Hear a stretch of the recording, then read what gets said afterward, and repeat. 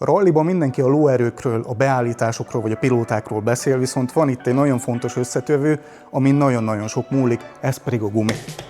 Ma File Gáborral fogunk beszélgetni, aki a Hankook verseny gumiabroncsainak a szakértője.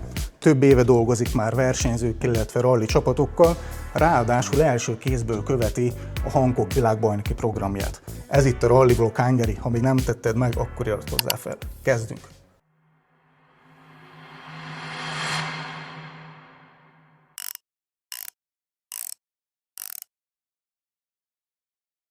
Gábor, először is köszönjük, hogy fogadsz minket ebbe a Hankook raktárba. Nagyon szívesen. Kicsit adj betekintést a munkádba, foglald össze mondjuk egy mondatba, hogy mi a te szereped itt a cégnél, mi az, amit csinálsz? Hát nagyon egyszerűen fogalmazva mindent kell csinálni, de lényegében a tesztektől kezdve a felkészítés, a csapatok kiszolgálása európai szinten, magyar csapatok kiszolgálása, és hát bármi, ami ilyen versenygumival kapcsolatos kérdés van, versenyzőktől, csapatokkal elmenni tesztelni, hogy közvetlen kapjunk információt, közvetlen kapjanak információt őt is, mert sajnos nagyon sok tévhit kering a gumikról a köztudatban.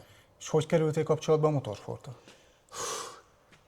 Meg mikor történt ez? 1980. Tehát akkor kezdődött, akkor az unokabátyám kezdett el versenyezni az A4 SC-ben, ami még ugye annó nagy dolog volt, és vele kezdtünk el ilyen helyi kis versenyekre járni, és ő bekerült az A4 SC-be, akkor mint Varga Cigány Zoltán, Folti, Kontadoki, tehát velük együtt nőttem fel én is, és az A4 SC-be, amit én Magyarországon most nagyon hiányolok, ott kötelező volt minden hétfőn szakosztálygyűlésre menni, ahol szabályismeret volt, melyik versenyen mi történt, ki hogy teljesített, tehát volt egy számonkérés és egy elvárás. Mai világban sajnos azt látjuk, hogy idézőjelben, aki akar jönni velünk is dolgozni, elsőnek megmondja, hogy mennyit szeretne keresni. Én mikor bekerültem az A4 SC-be, akkor még voltak éjszakai versenyek, és egy évig az volt a dolgom, hogy éjszakai versenyen kirakták az üzemanyagkannákat, és én vigyázhattam rá. A második évben, akkor ugye rengeteg Lada VFT-es, ez a hideg, a gerencsér akkor kezdett menni, akkor már kaptam konkrét feladatot, a stabilizátorokat, a hátsó stabilizátorokat én húzhattam meg. Ez újabb egy év. És utána már úgy mentem a csapattal versenyre, hogy már kaptam szállást is, meg kaját. Ranglétrát akkor bejártad. Igen, tehát azért végig kellett járni, és innen indult ez az egész. Aztán nagyon feltűnt nekem, hogy ez a versenysportban gumikról nem tud senki semmit, mert mindig csak a Michelin TB, de senki nem tudott semmit. És szerencsémre bejött ez a rendszerváltás, és akkor nekem a vállalkozásom ott már elkezdődött. Én egy Gumipiac magazin nevű weboldalt csinálok, ami utcai gumiabroncsnak a műszaki, technikai dolgai, tesztek, új gumi bemutatók, ilyenek vannak, és össze tudtam kapcsolni azzal, hogy az osztrák kereskedő küldött nekem brosúrákat, hogy melyik versenygumi micsoda. És hát én ezeket ugye akkor lefordítattam, és akkor elkezdtem mondani a versenyzőknek, hogy jó, hogy ezt eddig így csináltuk, de ez nem erre való, mert itt azt írja, meg azt írja. De akkor előtte ezt nem is csinálta senki? Nem, akkor még ez nem volt. Örültünk, kaptunk Michelin TB-t, miért kaptunk ilyet? Akkor ez van. Tehát nem volt ekkora. És akkor én ezeket elkezdtem megtanulni, és akkor így egyre többen kezdtek el hívni, hogy figyelj, kaptunk ilyen gumikat, mit lehet ezzel csinálni? Akkor még volt Barum, Stomil, tehát hogy akkor még a kelet-európai márkák, orosz gumik, ugye ezek, és akkor én ebbe úgy idézőjelbe önkéntelenül belecsöppentem. Hogy akkor a Michelinnél látták, hogy ez engem érdekel, és akkor 96-ban, az éppen 30 éve, a néhai Szlavy Vilma, a Michelinnek az egyik főnöke, mondta, hogy Gábor, akkor kéne egy Michelin kereskedés, próbálkoztak vele, és akkor az Érdi Tibivel megcsináltuk az Michelin kereskedést Magyarországon. És akkor utána, ahogy nekem indult a vállalkozás, én azzal is egyre többet kezdtem foglalkozni. És ott, bocsánat, ott is csak versenygumik? Nem, utcai gumi. Ott meg csak utcai gumi. Tehát, hogy ott csak utcai gumik. És akkor ott egy nagy válaszút elé állítottak, hogy akkor mi legyen, hogy akkor versenymivel foglalkozok, vagy a vállalkozásommal.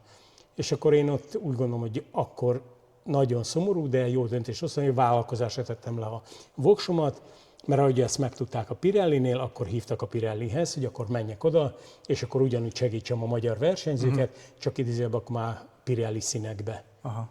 És akkor ez ment a Pirellinél nagyon sok ideig.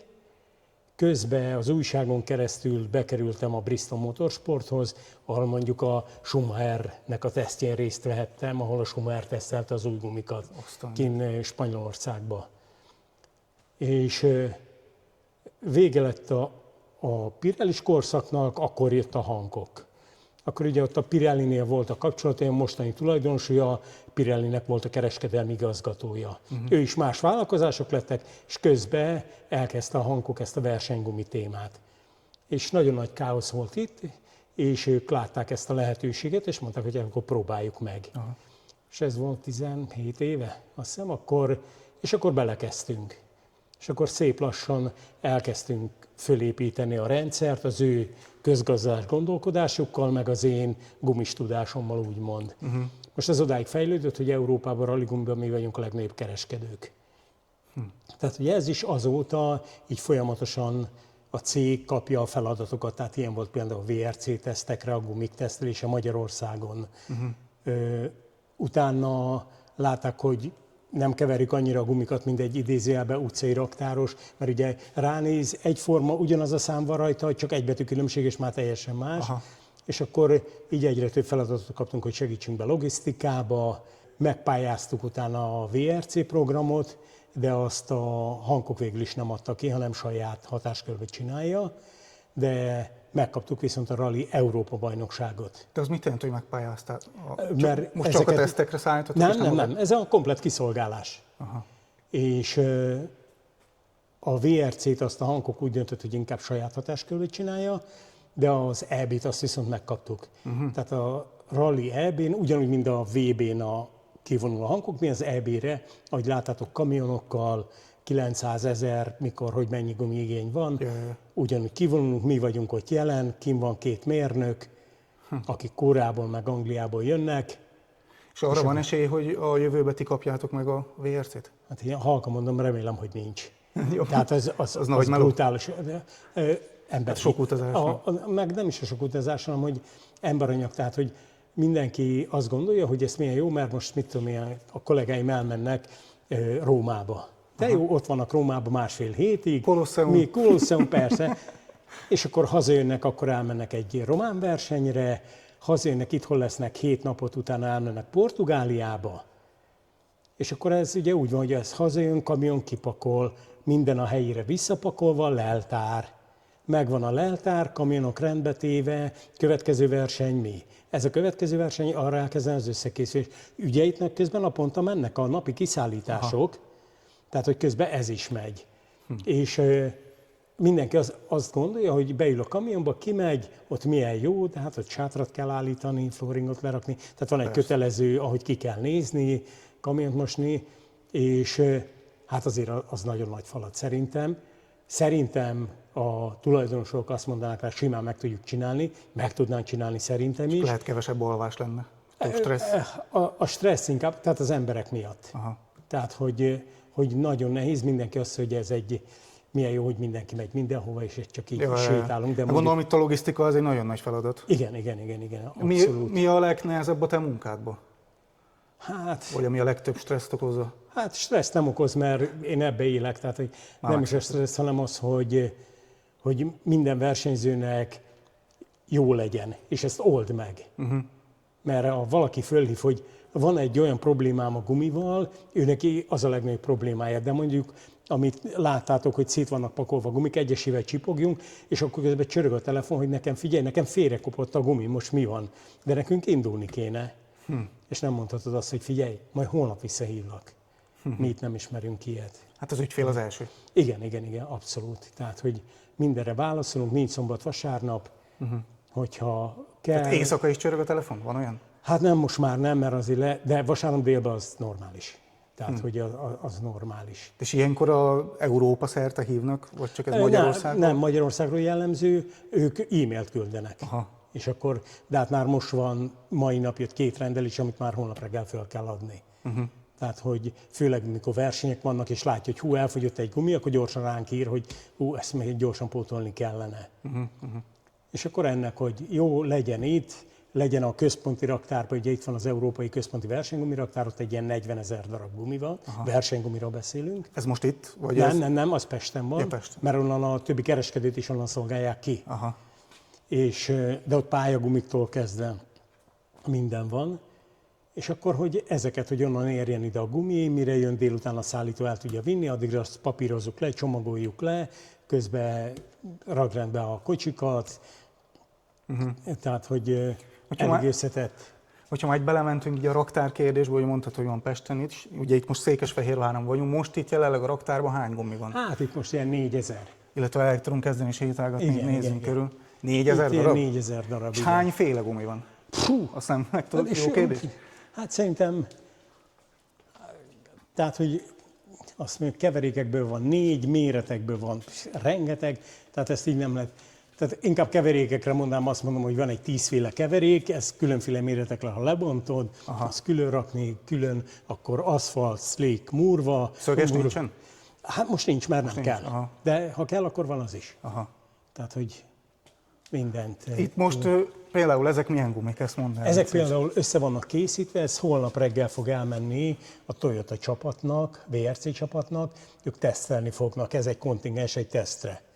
És akkor ezt váltogatják, hogy több puha kell, több kemény kell, kevés eső, sok eső, de mindig mindenből. És ez még a 26-os VRC, vagy ez már jövő évre? Vagy ezt nem tudni? Ezt nem tudjuk megmondani. Aha. Tehát, hogy ők szerintem a 27-re, de hát ezt így... És melyik országba fognak ezek menni? Azt lehet tudni? Mi ezt most Olaszországba visszük ki, mert ott biztos, hogy fog menni valaki valamilyen autóval, aki ezt a gumit fogja kipróbálni. Hát a Tanak az. Ő lesz a nullás autó. Igen, így van. Ő lehet. Akkor az Tanak. Igen. Csak azért gondolom, hogy más is fog elmenni, mert neki nem kéne 108 darab. A VRC gumik azok keményebbek, mivel a nagyobb lóerőre gondolok. Nem. Tehát úgy van, egy versenygumit úgy kell legyártani, hogy 100 kilométert kibírjon. Tehát az egy FIA által meghatározott dolog, ugyanúgy, hogy mennyi hiányozzon a futófelületből. Aha. Tehát most ez mindegy, hogy milyen márkának hívjuk, a slick futó felületéből mindig 17% a minimum, aminek hiányozni kell új állapotába. Aha. Ez van, és kész, tehát ezt be kell tartani mindenkinek. De akkor mégis miért kell különbséget tenni VRC meg Rally 2-es gumi között? Mi nem teszünk különbséget. Aha. Tehát, hogy nem, tehát egy kemény keverék van ebbe, és puha van abba is. Viszont egy VRC gumit egy Rally 2-es bajnokságban nem tehetnek fel, nem? Igen, de ez meg a logisztika, meg a gyártás miatt. Ugye ezekben benne van az úgynevezett RFID kód csippantyú. És ez ugye plusz gyártás költség. Aha. Ez azt hiszem 36 euró, azt hiszem egy ilyen kis csip. És azt beleraknánk az utcai, úgymond versenyautókba, akkor 36 euróval drágában kéne adni. Aha. Nem, semmi olyan... Hát ilyen anyagbelé vagy összetett. Igen. És ez a chip, ez mire szolgál? Ez az, hogy bármikor le tudják ellenőrizni az FIA-nál a gumikat, hogy gyártásba, tehát hogy tényleg tőlünk származik és versenyre alkalmas. És szabad szemmel látható egyébként ez a chip? Benne van a gumiabroncsban, bele van vulkanizálva. És akkor ez bárhol lecsippantja, ez érzékeli? Vagy? Igen, egy körbe húzza ezt a műszert, és egyszer csak csippan egyet. És akkor mielőtt megyünk versenyre, ezt mindet becsipogjuk, hogy milyen kódszámú csippek vannak benne, és rajta van még ugye az FIA kód, amin külön lecsipogjuk, hogy a versenyen tudják ellenőrizni a gumit magát, mert ott meg egy másik rendszerrel csipogják le. Aha. Hát ott van, sok dologra kell akkor figyelni. Igen. Tehát, hogy azért ezekre illő. Mekkora logisztikát igényel az, hogy mondjuk egy verseny hétvégére mindenki időben megkapja a gumiját? Most mondtad, hogy mentek Rómába, oda hány gumival készült? 900. 900 gumi. Igen. Ez hány csapatnak lesz a gumija? Hát 25 körül. Aha. Tehát, hogy nagyjából megkapjuk, és akkor az úgy van, hogy akik megrendelik, azok névre szólóan ugye megkapják, azt külön logisztikázunk, és vannak akik pluszok, hogy majd ott vesznek, azoknak megint külön. Aha. És akkor ilyenkor kitelepültök a kamionnal, itt szerelitek is a gumikat? Igen. És ha oda megyek mondjuk én az utcára, és azt mondom, hogy 4 darab ilyen gumit szeretnék, akkor lehet vásárolni? Persze. Akkor az univerzális szolgáltatás. Igen. Hát az még külön ugye bonyolítja a helyzetet, hogy akkor melyik országban vagyunk éppen, EU-s, nem EU-s, áfa, nem áfa, termékdíj, hol van fizetve. Én majd odaadom.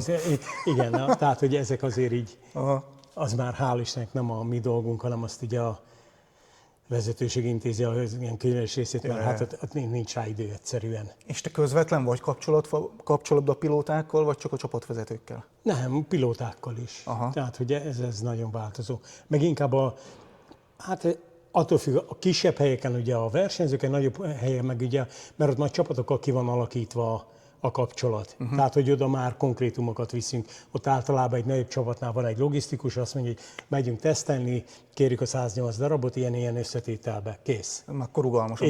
Igen, persze. Tehát, hogy az már nekünk is sokkal egyszerűbb. De kisebb csapatok, tehát, hogy mit tudom én, egy európai kisebb csapatnál, ott a versenyzővel is kapcsolatban vagyunk. Itt a 30 év alatt, vagy a 20 év alatt itt voltak nagy nevek, akikkel sikerült együtt dolgozni? Vagy kik voltak ezek a Hát ugye a Bristolos korszakból a Schumacher, akkor a VRC-teszten még anno, mikor kezdődött, tehát még nem volt a VRC-ben a Hankook, a Henning Solberger, Peter Solberger, ugye, hát sok, tehát ezt így nem lehet, tehát egy Tommy Mäkinen a Pirellinél, tehát hogy olyan... És Schumacherre olyan kapcsolatban volt, hogy beszéltetek? Nem, hanem csak részt vettünk a teszten, mert ugye az egy zárt teszt volt. Tehát azért például a VRC, nagyon sokat teszteltek a VRC Hankook versenyünk, amiket Magyarországon mégsem nagyon hallottak róla. Aha. De ez nem véletlen. És egyébként a VRC pilóták, mondjuk Henning Solberger vele is, csak hogy teszten voltatok, vagy ő kikérte mondjuk a véleményedet? Hát nem, ott többen vagyunk mérnökök, és akkor én általában az előkészítést csinálom meg, föl legyen szerelve a gumi, az a gumi szerelés, és utána a mérésekbe segítek, hogy mi, hogy, megcsinálni, van egy ilyen tesztűrlap, amit ki kell tölteni. Azok, mikor megvan egy ilyen tesztűrlap, akkor az egyenesben rögtön kimegy Koreába, a mérnökök ott ülnek benne egy szobába, megnézik az adatokat, kielemzik, visszaszólnak, na most akkor ezt a gumit rakjátok föl. Ezzel menjetek ennyit. Mennek ennyit, és akkor így megint lejönnek az adatok, elküldjük Koreába, visszaküldik, ezt csináljuk. Mondjuk ez így VRC szinten így megvan oldva, hogy jut el ez az adott információ egy pilótához, de ha itthon nézzük, akkor én gondolom az élmenő pilótákkal ott sok egyeztetés van, vagy persze, volt, hogy viselkedik a gumi, vagy hogy te mit javasolsz. Hát itt a magyar pilótáknál nagyon egyedi a helyzet, mert a magyar pilótáknál azt vettük észre, hogy nagyon fejbe dől el. Tehát valaki esküszik a Hankookra, azt nagyon nehéz kimozdítani, hogy Pirelli. Aha. Tehát, hogy volt olyan versenyző, aki végig ugye más márkával ment, és mondtuk, hogy próbálja ki. És akkor volt egy ilyen VRC-s teszt, akkor elhívtuk. Egész nap menjél más márkával, amivel akarsz, olyan beállításra, amivel akarsz, és a nap végén egyetlen egy kört ugyanúgy használt tesztgumival, mehetett egyet, de úgy, hogy maradt a általa mondott beállítás, minden. És ment egyet Szereden oda-vissza, és megkérdeztük, hogy mi a véleménye. És akkor elmondta, hogy jó, ezt tapasztalta, amit mi is tudunk, hogy nyúlósabb gumi, tehát sokkal hamarabb kell ellentkormányozni, de kicsiket, nem annyira pályagumi. És akkor mondta, hogy jó, de hát szerinte ez lassabb. Mondtuk, hogy mennyivel? Hát szerintem 2-3 másodperccel ezen az egy oda-visszán, szerintem lassabb volt. És akkor jött a meglepetés, mondtuk, hogy jó, akkor logfájt letöltünk. És nem mondtuk senkinek előre, hogy le fogjuk a logfájt tölteni. És letöltöttük az egész napi más gumival, amit ment, ott kivettük a legjobb időt, és a Hankookkal gyorsabb volt, úgyhogy életében először ment vele más gumi beállítással. Tehát, hogy annyira a fejbe, amiben hisz, az van és kész. És utána átállt a Hankookra? Egy ideig nem, de utána átállt. Név nélkül ki volt? Nem bántunk senkit. De több ilyen volt. Tehát, hogy több ilyen volt, aki azt mondta, hogy ja, hát, hogy ez is működik. Aha. Tehát én azt szoktam mondani, amikor tavaly a Frici meg a német Gabi mentek, és ilyen tizedekre mentek egymástól. Na de a második, harmadik helyezett, az kapott 1,5-2 percet. Most akkor melyik a jó gumi? Az már nem a gumi volt. Na, azért mondom, tehát, hogy nem, ez így el van döntve, mi ezt elkönyveltük, ami nagyon sokan átjöttek, az a kisméret, a ladások, Aha. mert azoknak meg jobban tetszik. hogy mozgolódósabb a gumi, nem olyan pályautós, ügyeladások a levés, hogy menjen azért keresztbe, és ezzel könnyebben meg tudják csinálni, és jobban szeretik.